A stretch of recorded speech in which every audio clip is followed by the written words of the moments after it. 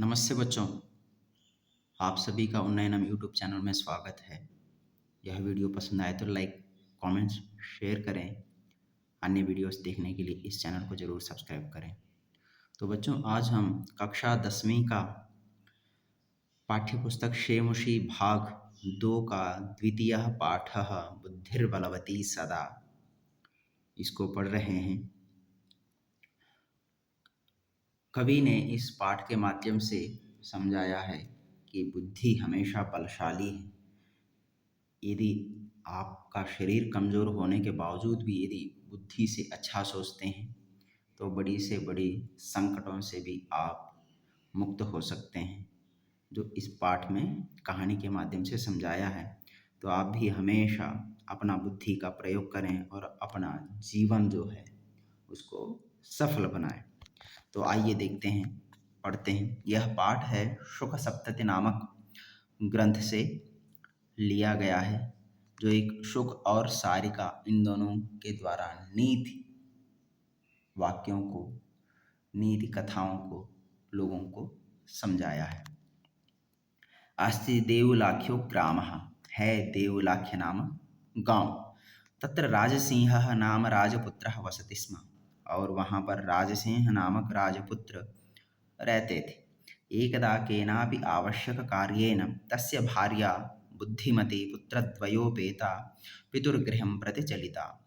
एक बार किसी आवश्यक कार्य से उनकी पत्नी बुद्धिमती अपने दोनों पुत्रों से युक्त अर्थात दोनों पुत्रों के साथ उनके पिताजी का घर अर्थात मायके की ओर चली।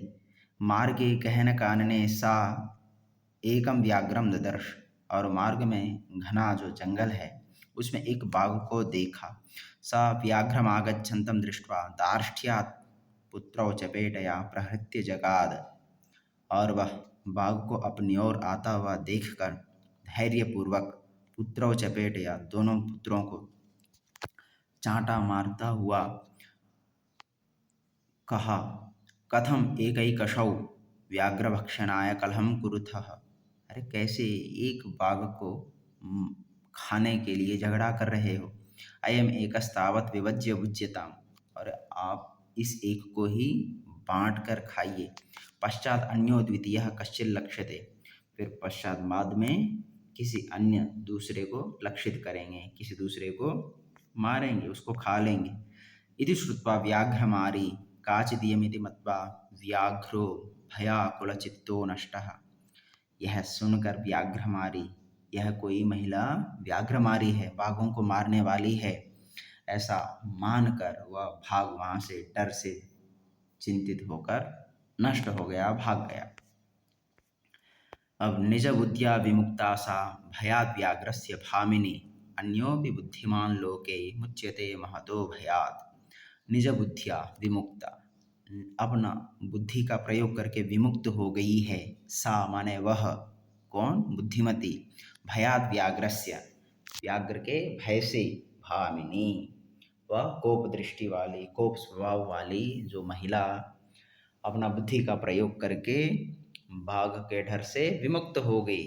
अन्योपि बुद्धिमान लोके मुच्यते महतो भयात्, अन्य भी जो बुद्धिमान हैं वो लोक में बहुत बड़ी संकटों से भी अपना बुद्धि प्रयोग करके विमुक्त होते हैं। भयाकुलं व्याघ्रं दृष्ट्वा कश्चित् धूर्तः शृगालः हसन्नाह, डर से व्याकुल बाघ को देखकर कोई दुष्ट धूर्त शृगाल सियार हंसते हुए कहा, भवान कुतः भयात् पलायितः, आप कहाँ से डर से भाग रहे हैं? किसके डर से भाग रहे हैं बताइए? व्याघ्रः गच्छ गच्छ जम्बुक, जा जा सियार, त्वमपि कश्चित् गूढ़ प्रदेशम, तुम भी किसी गुप्त प्रदेश को, ये तो व्याघ्रमारीति या शास्त्रे श्रूयते तयाहं हन्तुमारब्धः, परं गृहीतकरजीवितो नष्टः शीघ्रं तदग्रतः। जो व्याघ्रमारी इस प्रकार का हम जो शास्त्रों में सुना करते थे, बाघों को मारने वालों के बारे में सुनते थे, उसके द्वारा मैं आज मारा जाने वाला था, परंतु अपने प्राणों को अपने हाथ में लेकर मैं वहाँ से शीघ्र ही निकल पड़ा, भाग निकला। शृगाल व्याघ्र त्वया महत् कौतुकमावेदितं यन्मानुषादपि विवेशि।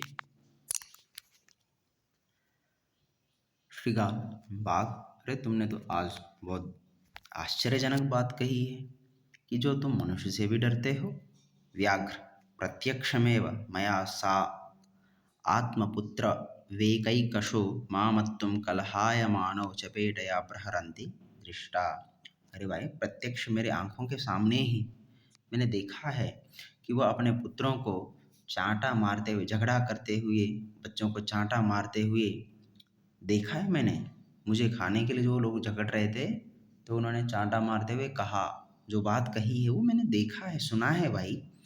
तो जम्बुकः स्वामिन् यत्रास्ते सा धूर्ता तत्र गम्यताम्। हे स्वामी, कहाँ है वह धूर्त महिला, वहीं पर चलना चाहिए। व्याघ्र तव पुनः तत्र गतस्य सा सम्मुखमपीक्ष्यते यदि।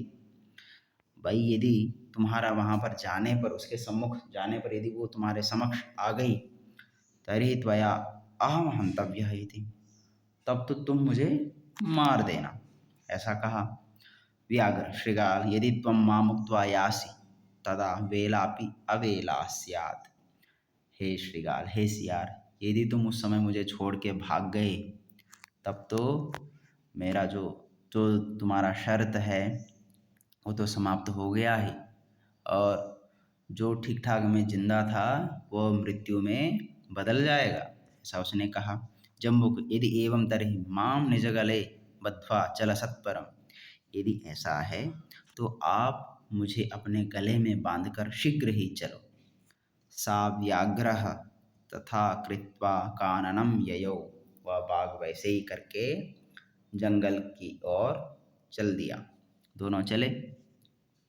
शृगालेन सहितं पुनरायान्तं व्याघ्रं दूरात् दृष्ट्वा बुद्धिमती।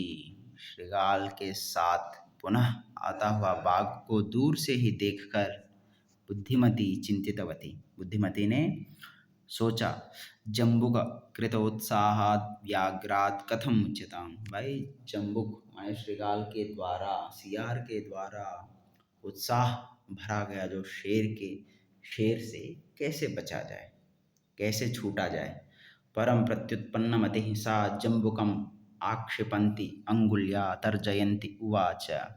और तुरंत वह प्रत्युत्पन्नमति, शीघ्र अपने संकट से बचने वाली, अपना बुद्धि का प्रयोग करने वाली, वह उस शृगाल की ओर हाथ करके, अंगुली करके तर्जयन्ति, ताड़ना देते हुए कहती है, रे रे धूर्त त्वया दत्तम मह्यम व्याघ्रत्रयं पुरा विश्वास्यत्यैकमानीय कथम यासि वदाधुना।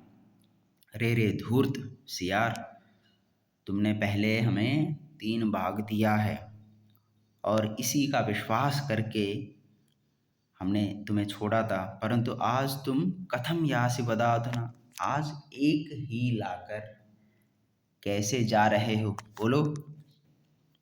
तो इत्युक्त्वा धाविता तूर्णम व्याघ्रमारी भयंकरा।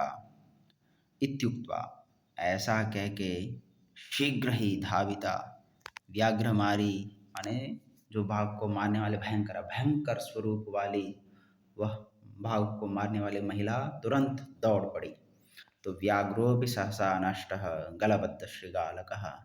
जो गले में बंधा हुआ सियार सहित वह बाघ इस दृश्य को देखकर तुरंत भाग निकला। एवं प्रकारेण बुद्धिमती व्याघ्रजात भयात पुनरपि मुक्ता भवत।